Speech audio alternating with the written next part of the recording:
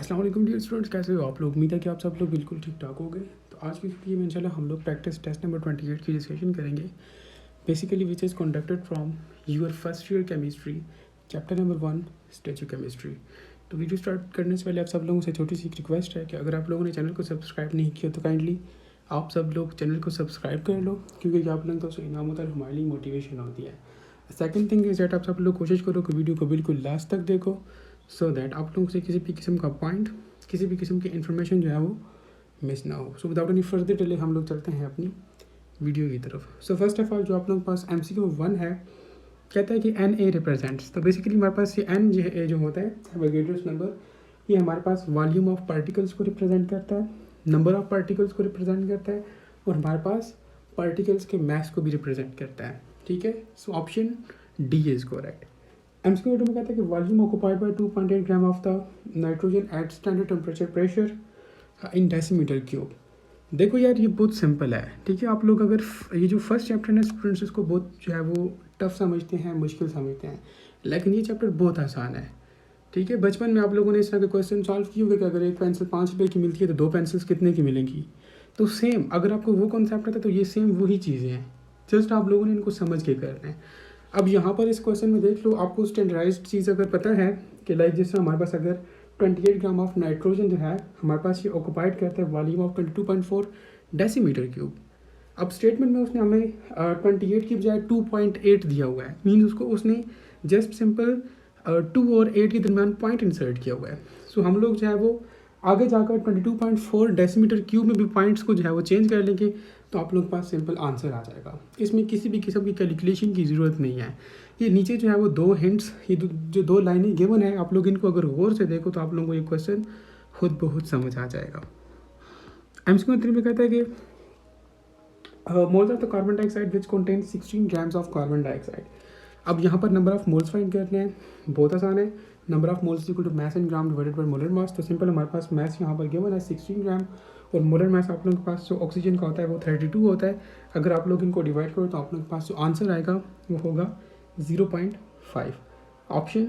हाँ, next MCQ 4 में कहता है कि maximum volume is occupied by. अब आप लोगों के पास डिफरेंट ऑप्शन गिवन है, तो आप लोगों ने यहाँ से ये बताना है कि हमारे पास कौन सा ऑप्शन जो है वो उसका वॉल्यूम जो है वो मैक्सिमम है। तो जस्ट सिंपल आप लोग मोल्स फाइंड करोगे, ठीक है, इन तमाम ऑप्शंस के, जिसके मोल्स ज़्यादा हो तो दिस मीन्स दैट उसका वॉल्यूम ज़्यादा है। ठीक है, सिंपल आप लोग अगर ऑप्शन ए को देखो, हमारे पास यहाँ पे लिखा हो कि 32 ग्राम ऑफ ऑक्सीजन, तो हमारे पास हम लोग क्या करेंगे, मोल ऑफ ऑक्सीजन हमारे पास क्या हो जाएंगे 32 डिवाइडेड बाई, अब मोलर मास ऑफ ऑक्सीजन हमें पता है वो भी 32 ही है।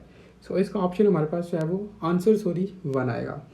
ऑप्शन बी में हमारे पास कहता है कि 32 ग्राम ऑफ नाइट्रोजन। अब नाइट्रोजन का हमें पता है कि हमारे पास उसका जो मोलर मास होता है वो 28 होता है। सो हम लोग क्या करेंगे, 32 को जो है वो 28 पर डिवाइड करेंगे, तो हमारे पास 1.14 आंसर आएगा। ऑप्शन सी में हमारे पास लिखा हुआ 32 ग्राम ऑफ कार्बन डाइऑक्साइड। ठीक है, अब कार्बन डाइऑक्साइड हमारे पास कितना होता है, कार्बन का 12 और ऑक्सीजन का 16। ठीक है, तो आप लोगों ने क्या करना है, 32 को 44 पे डिवाइड करना है, इसका आप लोगों के पास 0.72 आंसर आएगा। इसी तरह ऑप्शन डी का भी आप लोग कैलकुलेट कर लें। ठीक है, सो आप लोग ये चीज़ नोट करो कि जो आप लोगों के पास ऑप्शन बी है, ठीक है, 32 ग्राम ऑफ नाइट्रोजन, ये हमारे पास है वो मैक्सिमम वॉल्यूम जो है वो ऑक्यूपाइड कर रहा है, which is 1.14। Option B is correct. MCQ 5 में कहता है कि which one of the following compound contains the highest percentage by mass of nitrogen. तो इसमें जस्ट सिंपल आप लोगों ने क्या करना है कि ये जो आप लोगों को ऑप्शन गिवन है, यहाँ पे आप लोगों ने क्या करना है कि डिफरेंट कंपाउंड्स में नाइट्रोजन की परसेंटेज को देखना है, और उसमें हमारे पास ये ऑप्शन आप लोगों ने टिक करना है जिसमें हमारे पास नाइट्रोजन जो है वो मैक्सिमम परसेंटेज जो है वो, या मैक्सिमम जो है वो हमारे पास जो है वो किस कंपाउंड में प्रेजेंट है। सो आप लोग क्या करोगे, सिंपल आप लोगों को पता होना चाहिए हमारे पास जो परसेंटेज होता है उसमें हम लोग क्या करते हैं कि किसी भी एलिमेंट के मास को हम लोग उस कंपाउंड के मास पर डिवाइड करते हैं, ठीक है, ओवरऑल जो कंपाउंड है, और उसको मल्टीप्लाई कर लेते हैं 100 के साथ। अगर आप लोग अब ऑप्शन ए में देखो तो यहाँ पर हमारे पास ऑप्शन ए में गिवन है NH3। अब NH3 में हम लोग नाइट्रोजन की जो है वो परसेंटेज कंपोजिशन देखेंगे, तो हम लोग क्या करेंगे कि अब हमें पता है कि नाइट्रोजन क्या है, नाइट्रोजन बेसिकली हमारे पास इट इज़ इक्वल टू 14। ठीक है, मोलर मास की बात अगर हम लोग करें तो, और नीचे हमारे पास जो है वो डिवाइड आप लोगों ने करने ओवरऑल मोलर मास पर। ठीक है, इस कंपाउंड के मींस NH3 के ओवरऑल मोलर मास पर आप लोगों ने नाइट्रोजन के मास को डिवाइड करना है। ठीक है। इस तरह से आप लोगों ने ये तमाम फाइंड कर लेने हैं। एंड आप लोग ये चीज़ नोट करोगे कि हमारे पास जो N2 और H4 है, इसमें हमारे पास नाइट्रोजन की जो कंपोजिशन है वो ज़्यादा है, ठीक है।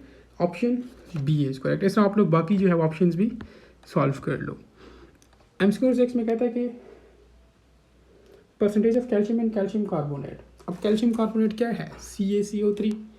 अब कैल्शियम की हम लोगों ने जो है वो परसेंटेज बतानी है कैल्शियम कार्बोनेट के अंदर, तो हम लोग क्या करेंगे, कैल्शियम के मोलर मास को डिवाइड करेंगे कैल्शियम कार्बोनेट के मोलर मास पर।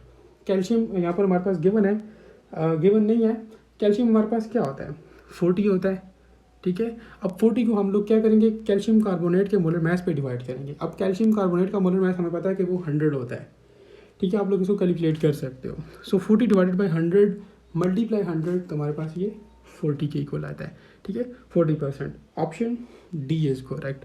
नेक्स्ट हमारे पास MCQ 7 में कहता है कि which one of the following has the maximum mass in grams, ठीक है। अब यहाँ पर आप लोगों ने क्या करना है, मास इन ग्राम्स क्या मीन्स मोल्स हम लोगों ने यहाँ पर फाइंड करने हैं, उससे हम लोग ये चीज़ अंदाज़ा जो है वो लगा सकते हैं। तो सिंपल आप लोगों ने ऑप्शन ए में देखो कहता है कि 2 मोल्स ऑफ नाइट्रोजन, आप लोगों ने जो है वो जस्ट सिंपल इसका जो है वो मोल्स फाइंड करने हैं। तो 2 मोल्स ऑफ नाइट्रोजन में हमारे पास कितना होगा मास। अब यहाँ पर आप लोगों को पता है कि हमारे पास जो मोल्स का फार्मूला है वो होता है number of moles is equal to mass in gram divided by molar mass. अब यहाँ पर उसने मास का पूछा है, सो हम लोग इसी फार्मूला को अरेंज कर लेंगे, ठीक है। अगर हम लोग जो है वो देखिए हमारे पास number of moles is equal to mass in gram divided by molar mass है। अगर हम लोग मोलर मास को दूसरी तरफ मल्टीप्लाई करें तो हमारे पास क्या बन जाता है, mass is equal to number of moles multiply molar mass.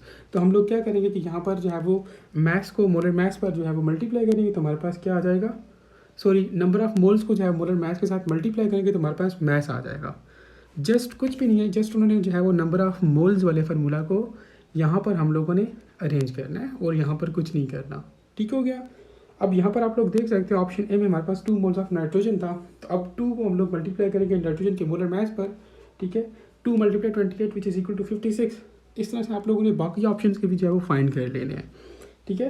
तो यहाँ पर फिर आप लोग ये चीज़ नोट करोगे कि हमारे पास जो ऑप्शन डी है 2 मोल्स ऑफ कार्बन डाइऑक्साइड, ये हमारे पास जो है वो इसमें जो है वो मास ज़्यादा है, ठीक है, which is 88 gram. So option D is correct. ये चैप्टर नंबर 1 में से इसी तरह से आसान आसान MCQs होते हैं, स्टूडेंट्स कंफ्यूज हो जाते हैं, लेकिन ये बहुत आसान MCQs होते हैं, ठीक है। अगर आप लोग इनकी प्रैक्टिस करोगे तो ये आप लोगों को बिल्कुल फिंगर टिप्स पर याद हो जाएंगे। आप लोग इसी तरह से जो है वो बड़ी आसानी से कैलकुलेशन जो है वो करते जाओगे। नेक्स्ट MCQ 8 में कहता है a ring is made of 6 grams of the diamond. अब डायमंड हमारे पास ये प्योर फॉर्म है कार्बन की, ठीक है। कहता है कि how many carbon atoms are present in the ring. मैंने आपसे पहले भी कहा कि अगर आप लोगों को स्टैंडर्ड चीज़ें याद हो तो आप लोग इस तरह के न्यूमेरिकल्स को इजीली सॉल्व कर सकते हो। अब हमारे पास जो 12 ग्राम ऑफ कार्बन होता है तो उसमें हमारे पास 1 एवोगैड्रोस नंबर होता है, या हमारे पास 12 ग्राम ऑफ कार्बन हमारे पास किसके इक्वल होता है 6.023 मल्टीप्लाई 10 की पावर 23। अब क्वेश्चन में वो हमसे 6 का पूछ रहा है। स्टैंडर्ड देखो हमें पता है कि 12 का है, लेकिन क्वेश्चन में हमें 6 का पूछ रहा है, दिस मीन्स दैट उसने हाफ का पूछा है। तो हम लोग सिंपल हम लोग जब एवोगैड्रोस नंबर को भी डिवाइडेड बाई 2 कर लेंगे तो ये आप लोगों के पास क्या आ जाएगा 3.01 मल्टीप्लाई 10 की पावर 23, ठीक है। ऑप्शन डी इज करेक्ट, ठीक है। MCQ 9 में कहता है कि actual yield is less than theoretical yield for this statement, which one of the following statement या रीजन इज इनकरेक्ट। देखो हमारे पास अब ये कम होने की वजह क्या है, एक्चुअल यील्ड कम होने की वजह कि हमारे पास ये है कि हमारे पास साइड रिएक्शन हो सकता है, ठीक है, रिएक्शन जो है वो रिवर्सिबल हो सकता है, ठीक है, या फिर हमारे पास कोई मैकेनिकल लॉस हो सकता है, ठीक है। ये ऑप्शन ए बी सी हमारे पास तीनों ठीक है, ऑप्शन डी इज इनकरेक्ट।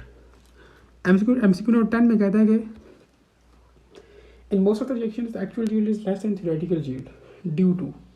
हमारे पास जो है वो रीज़न इसकी यही है कि हमारे पास कुछ प्रोडक्ट्स जो है वो लॉस हो जाता है ड्यूरिंग हैंडलिंग, ह्यूमन एरर हो सकता है या और भी रीजंस हो सकती है, लेकिन यहाँ पर हमारे पास ऑप्शन बी जो है वो करेक्ट है। MCQ 11 में कहता है कि when stoichiometric calculations are made which law is not obeyed.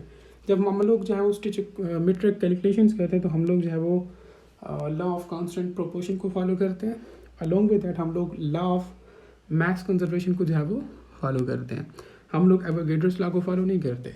So option B is correct. Next MCQ 12 में कहता है कि 1 gram of the molecule of the different gases have all of the following properties same at standard temperature pressure except. देखो हमारे पास जो किसी भी मॉलिक्यूल का जो 1 ग्राम होता है, ठीक है, डिफरेंट गैसेस का, तो उसमें हमारे पास जो है वो उनके मॉलिक्यूल सेम हो सकते हैं, मोल सेम हो सकते हैं और वॉल्यूम भी सेम हो सकता है, लेकिन मैसेज कभी भी सेम नहीं हो सकती। ठीक है, so option D is correct. Next MCQ 13 में कहता है अ लिमिटिंग रिएजेंट या limiting reactant is the one which. हमारे पास लिमिटिंग रिएजेंट या रिएक्टेंट ऐसा जो है वो रिएक्टेंट या रिएजेंट होता है जो कि हमारे पास क्या करता है, which give the minimum amount of the products under the considerations.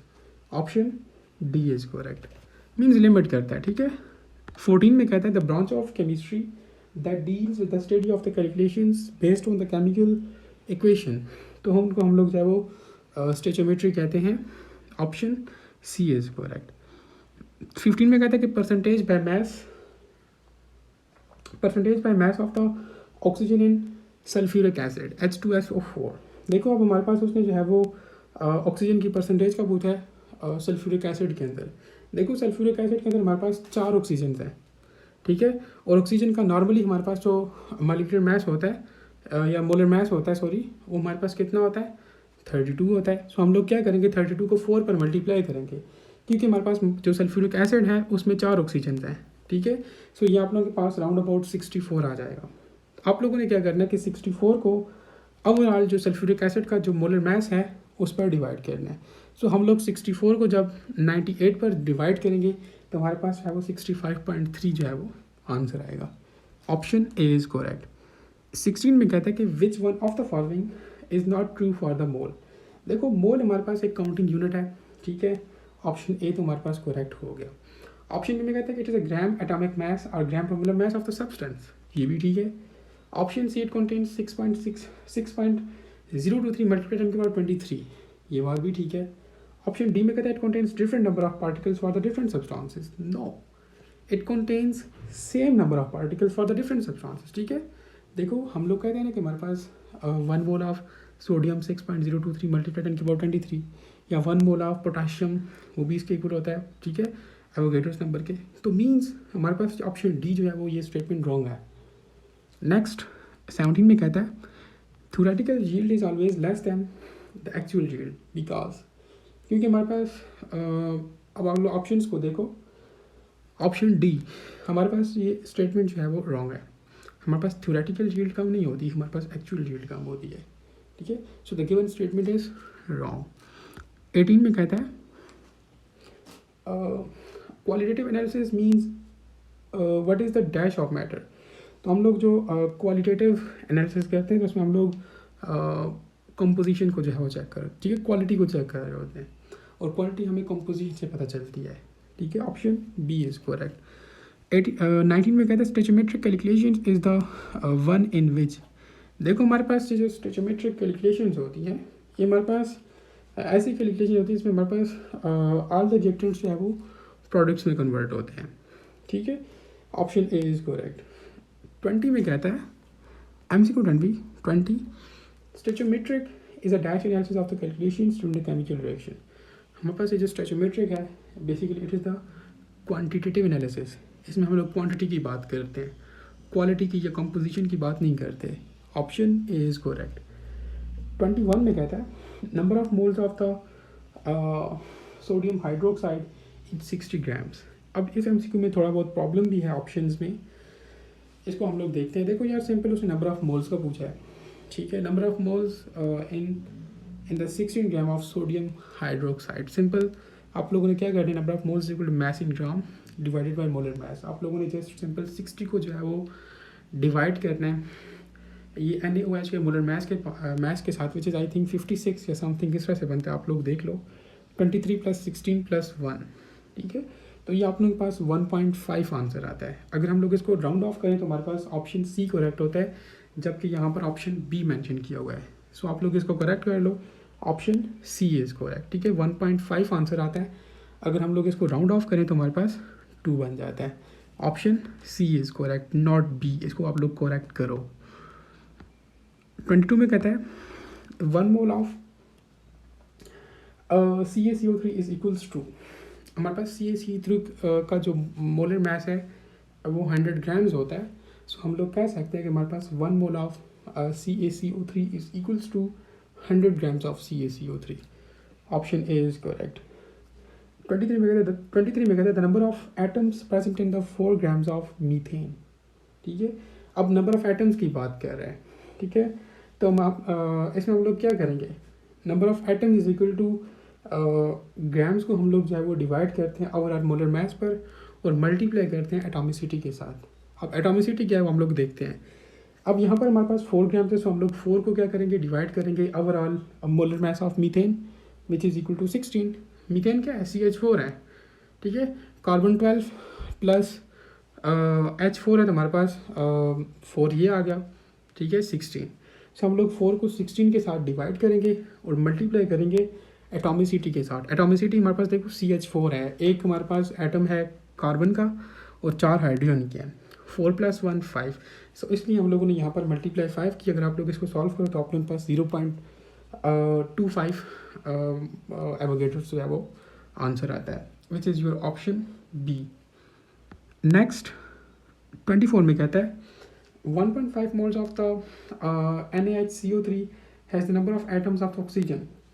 तो इसमें जस्ट सिंपल जो है वो उसने आप लोगों से जो है वो नंबर ऑफ एटम्स का पूछा हुआ है। ठीक है, जस्ट सिंपल आप लोग क्या करोगे, 1.5 को जो है वो आप लोग मल्टीप्लाई करोगे 3 के साथ। अब 3 के साथ क्यों मल्टीप्लाई करें, क्योंकि हम लोगों ने ऑक्सीजन के एटम्स को देखना है। अब आप लोग इस फार्मूला में देखो कि NaHCO3 ऑक्सीजन के 3 एटम्स हैं। ठीक है, सो हम लोग 3 को मल्टीप्लाई करेंगे जस्ट सिंपल 1.5 के साथ, तो आप लोगों के पास आंसर आ जाएगा 4.5, विच इज़ योर ऑप्शन ए। मैंने आपसे पहले कहा कि ये बहुत आसान क्वेश्चंस हैं, ये आप लोग बिल्कुल फिंगर टिप्स पे ये चीज़ें आप लोग को याद हो जाएंगी अगर आप लोग अपनी प्रैक्टिस को ठीक करते हो तो। ठीक है, नेक्स्ट हमारे पास MCQ नंबर 25 है। इसमें कहते हैं gross contains dash similar things. ये जो हमारे पास ग्रॉस होता है ना, इसमें हमारे पास बेसिकली 144 सिमिलर थिंग्स की हम लोग बात करते हैं। जिस तरह हम लोग 1 डजन में हमारे पास 12 सिमिलर थिंग्स होती हैं, ग्रॉस के अंदर हमारे पास 144 सिमिलर थिंग्स होती है। नेक्स्ट 26 में कहता है in the particular reaction one of the reactants limits the number of products formed, this is called. Limit कर रहा है तो हमारे पास ये लिमिटिंग रिएजेंट होगा। Option A is correct. Next MCQ 27 में कह रहा है कि which of the following is not true regarding the balanced chemical equation. अब हमारे पास जो बैलेंस्ड केमिकल इक्वेशन होता है ना, इसमें हमारे पास सेम नंबर ऑफ एटम्स होते हैं दोनों साइड्स पर। ठीक है, इसमें हमारे पास इलेक्ट्रॉन्स भी हमारे पास बैलेंस्ड होते हैं, दोनों साइड पर हमारे पास नंबर ऑफ इलेक्ट्रॉन्स भी जो है वो सेम होता है। ठीक है, और ये हमारे पास फॉलो करता है law of conservation of mass को। एक balanced chemical equation law of conservation of mass को जो है वो फॉलो करती है। लेकिन अगर आप लोग ऑप्शन सी को देखो, कहते हैं कि unequal number of the molecules on both the sides, लेकिन मॉलिक्यूल्स हमारे पास इक्वल होना ये शर्त नहीं है। ठीक है, so option C is correct. 28 में कहते हैं कि what is the balanced chemical equation. अब उसने आप लोगों को एक इक्वेशन दी हुई है, इसमें आप लोगों ने बताना है कि बैलेंस्ड केमिकल इक्वेशन क्या है।